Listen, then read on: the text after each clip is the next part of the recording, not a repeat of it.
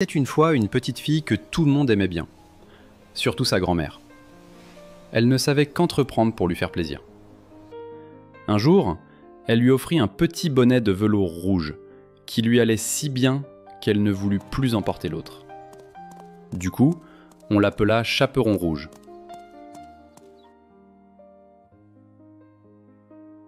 Viens voir, Chaperon Rouge. Voici un morceau de gâteau et une bouteille de vin. Porte-les à ta grand-mère. Elle est malade et faible. Elle s'en délectera. Fais vite, avant qu'il ne fasse trop chaud.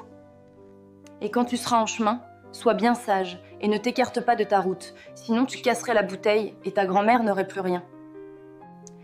Et quand tu arriveras chez elle, n'oublie pas de dire bonjour. Et ne va pas fureter dans tous les coins.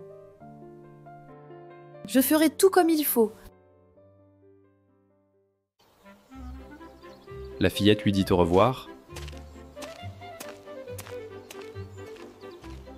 La grand-mère habitait loin, au milieu de la forêt, à une demi-heure du village. Lorsque le petit Chaperon Rouge arriva dans le bois, il rencontra le loup. Mais il ne savait pas que c'était une vilaine bête, et ne le craignait point. Bonjour, Chaperon Rouge. Comment vas-tu? Bien, merci loup.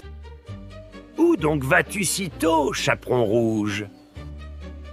Chez ma grand-mère. Que portes-tu dans ton panier? Du gâteau et du vin. Hier, nous avons fait de la pâtisserie et ça fera du bien à ma grand-mère. Ça la fortifiera. Où habite donc ta grand-mère, Chaperon Rouge? Oh, à un bon quart d'heure d'ici, dans la forêt. Sa maison se trouve sous les 3 gros chênes. En dessous, il y a une haie de noisetiers. Tu vois de quelle maison je parle? Ah oui, c'est une très jolie maison. Et le loup pensa: Voilà un mets bien jeune et bien tendre, un vrai régal. Il sera encore bien meilleur que la vieille. Il faut que je m'y prenne adroitement pour les attraper toutes les deux. Il l'accompagna un bout de chemin et dit: Chaperon Rouge, vois ces belles fleurs autour de nous. Pourquoi ne les regardes-tu pas? J'ai l'impression que tu n'écoutes même pas comme les oiseaux chantent joliment. Tu marches comme si tu allais à l'école, alors que tout est si beau, ici, dans la forêt. Le petit Chaperon Rouge ouvrit les yeux, et lorsqu'elle vit comment les rayons de soleil dansaient de-ci de-là à travers les arbres, et combien tout était plein de fleurs, elle pensa qu'il serait agréable d'en cueillir pour sa grand-mère. Elle quitta le chemin, pénétra dans le bois, et cueillit des fleurs. Et chaque fois qu'elle en avait cueilli une, elle en voyait une plus belle plus loin, et elle y allait et s'enfonçait toujours plus profondément dans la forêt. Le loup, lui, courait tout droit vers la maison de la grand-mère. Il frappa à la porte.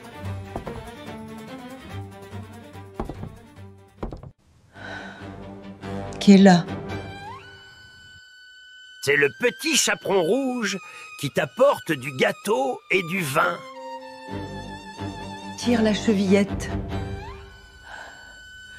Je suis trop faible et ne peux me lever.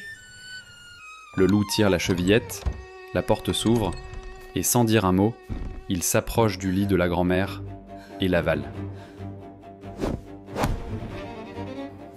Il enfile ses habits, met sa coiffe, se couche dans son lit et tire les rideaux.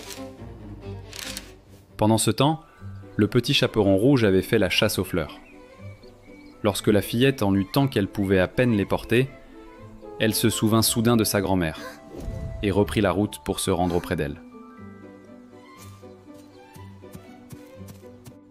Elle fut très étonnée de voir la porte ouverte.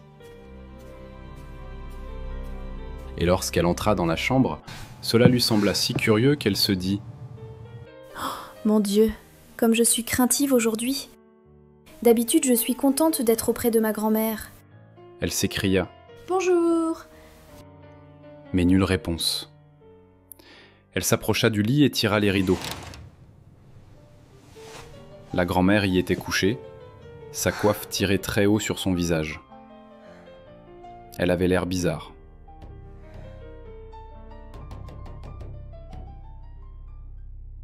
Oh, grand-mère, comme tu as de grandes oreilles. C'est pour mieux t'entendre. Oh, Oh, grand-mère, comme tu as de grands yeux. C'est pour mieux te voir. Oh, grand-mère, comme tu as de grandes mains. C'est pour mieux te prendre dans mes bras, ma fille. Oh, grand-mère, comme tu as une horrible et grande bouche.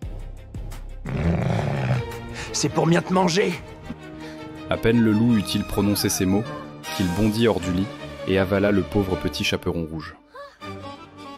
Lorsque le loup eut apaisé sa faim, il se recoucha, s'endormit et commença à ronfler bruyamment.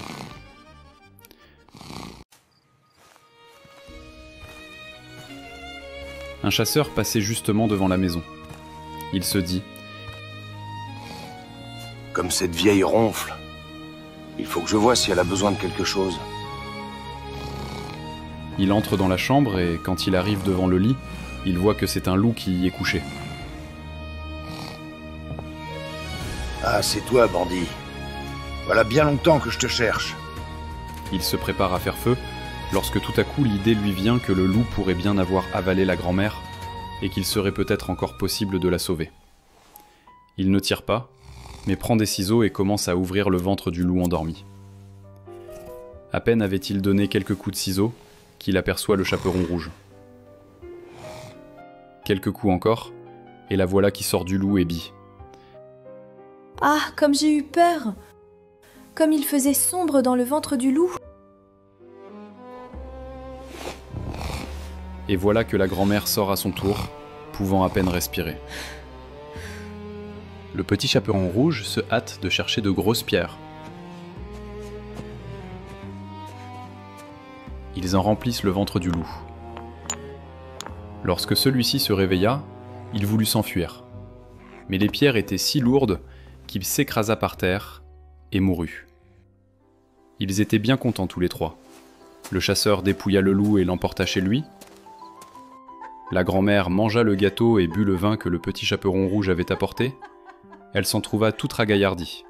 Le petit chaperon rouge, cependant, pensait « Je ne quitterai plus jamais mon chemin pour aller me promener dans la forêt quand ma maman me l'aura interdit. »